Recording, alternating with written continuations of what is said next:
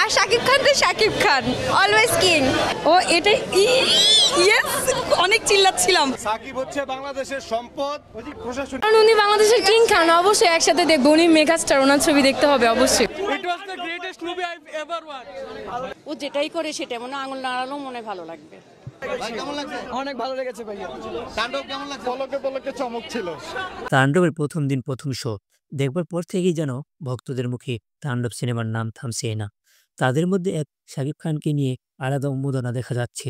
শাকিব খানের এই তাণ্ডব সিনেমার মধ্যে দিয়ে কমার্শিয়াল ক্যাটাগরিতে একটা বিশাল বড় ইমপ্যাক্ট ফেলেছে, যেটা ভবিষ্যতে এর থেকে বড় কিছু করার উৎসাহ যোগাবে।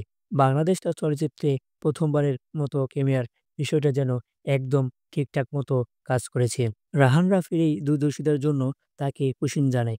সিনেমা হলগুলোতে ভক্তদের উপচে পড়া ভিড়, ভক্তদের মুখে এই হাসি, এটাই একটা অ্যাক্টরের কাছ থেকে অনেক বড় পাওয়া।